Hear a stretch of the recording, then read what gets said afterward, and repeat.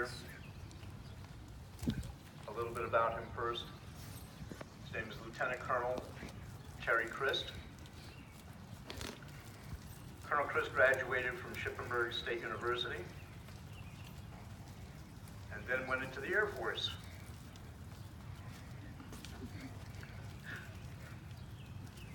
He was assigned to what's called UPT, that's undergraduate pilot training. Now for you out there that don't know what that means, that's beginning training. This is an airplane and this is how it works. When he completed undergraduate pilot training, he was assigned to fly C-141s. Now that's a real big jet.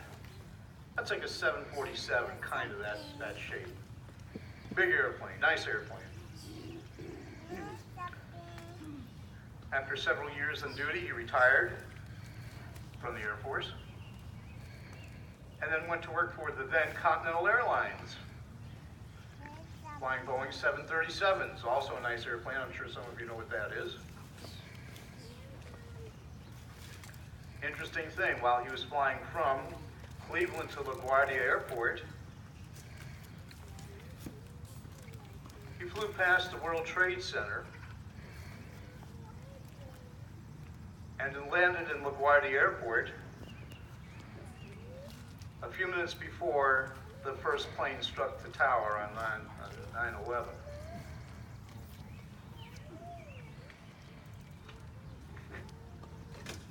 I'd like everybody please to give a warm welcome to Lt.Col Terry Crist.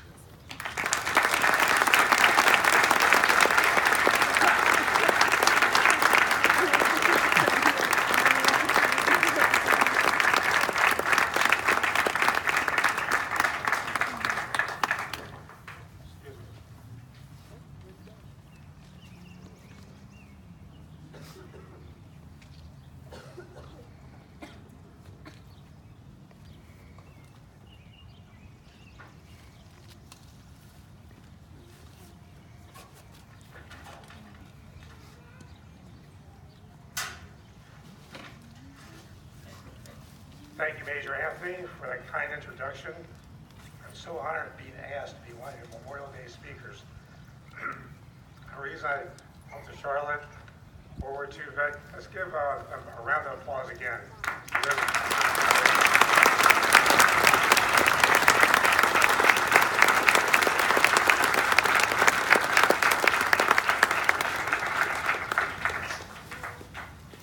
Talk about today is pretty much about that generation and all the ones past that generation. Good morning to distinguished guests, my fellow veterans, Gold Star families, current active duty members, and their families. How many people out there have active duty members in your family that are overseas right now? Raise your hand. Right behind us? Okay. I know it's a lonely day for you to have them overseas and you're worried about them, but we're with them, we're going to support them, and everybody here should support them. Today there are about 25 million living American veterans. Since General Washington, 42 million Americans have served our country. 1 million, I'll repeat, 1 million have been killed in America's defense. Another 1.5 million wounded. These are small numbers compared to the billions who live free across the planet and billions more who are not born yet, who will live free because Americans have fought and died for their freedom. That price for this freedom has been high, but America has always been willing to pay that price. Today we honor those brave men and women who gave their all so we can live free, which brings us together today in their memory. For a moment, please, everybody close your eyes and visualize the sloping hills of our national cemeteries with rows and rows of simple white markers bearing crosses, stars of David, or the crescent star. Those who say we're running out of time with no heroes just do not know where to look.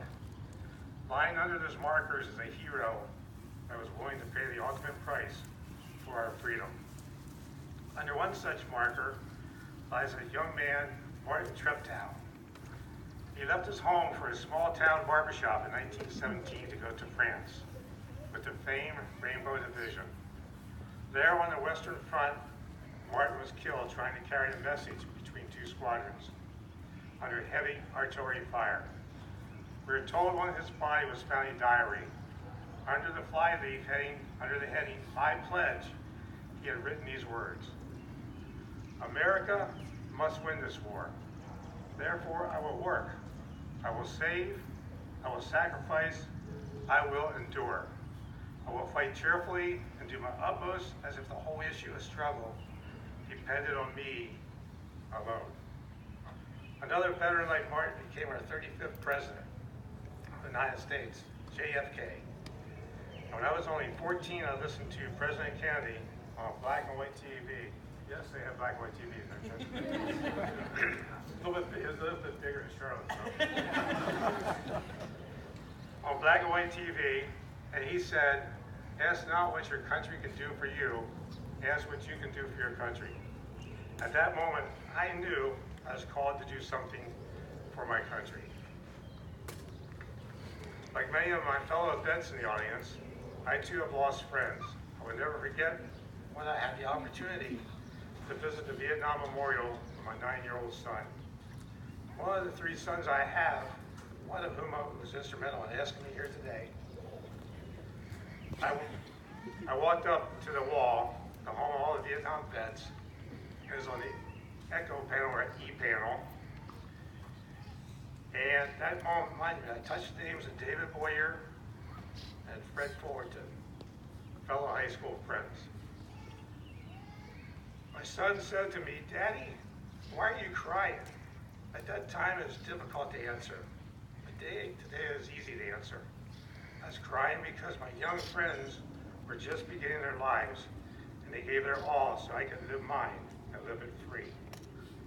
A few years later, after I was flying a C-141, I woke up to an AM radio, not an Amazon Dodge, and I heard that a C-141 had crashed in Spain.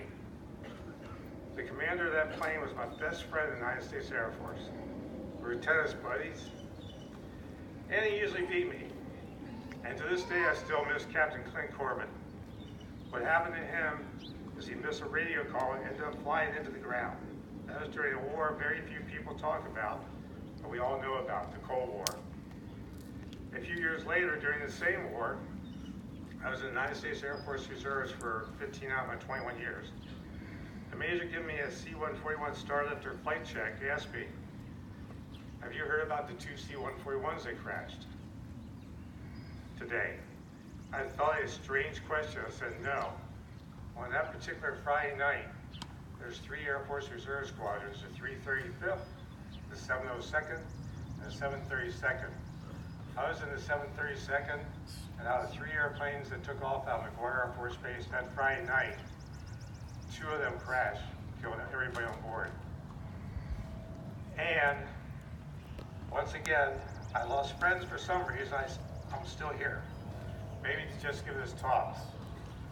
I feel truly honored and feel fortunate that I have been blessed to be asked to speak, but more blessed to be part of many who have served our country, so millions can be free. Many of my fellow vets in the audience today have had it a lot harder than I did during many of our past wars and current wars, except maybe my great-grandfather, who got shot in the buttocks during the Civil War. He survived and lived to be 95. So Miles, I'm going to be around for a while. 650,000 other Americans did not die. My father also served in World War II, and he was in Burma, and 450,000 of his generation also did not survive. What all of us do have in common as vets is that when you say thank you for your service, and I heard that multiple times today during the parade, which was awesome, we say thanks back. For some reason, vets are very humble and just did what we needed to do and did it that day. Today we say thank you for allowing us to defend and represent America. And that's what we really do for all of you. For those who are currently in the military or thinking about joining, right back here, military people, please do. I've been a teacher at Polaris Career Center in Middleburg Heights for the last 10 years and teaching aeronautics. During that period of time, I taught high school students. I'd had at least 20 of them join the active duty in the United States military. And that's probably one of the most proud things I'm proud of. And yesterday, I was watching Color TV. You guys heard that? I was watching Color TV, and this time I watched 20 men and women get sworn in to the United States Marines, and brought pride to myself watching them commit themselves to defend the United States of America. I find that the military as a career may not be for everybody. I view it as a tree. My lady who is here, who I adore, will love this because she loves plants. The military is like an oak tree sapling. You start off immature and are surrounded by adversity. As the oak tree matures, it handles adversity and grows into a large, strong oak tree. Like an oak tree, a soldier matures into a leader of men and women. You do not have to be an officer to lead, and the truth of it is, the officer learns to lead for the people he leads. A non-commissioned officer I met in Lackland Air Force Base a few years ago told me a story about the dash. You see, Senior Master Sergeant Putman was in the Honor Guard at Arlington National Cemetery.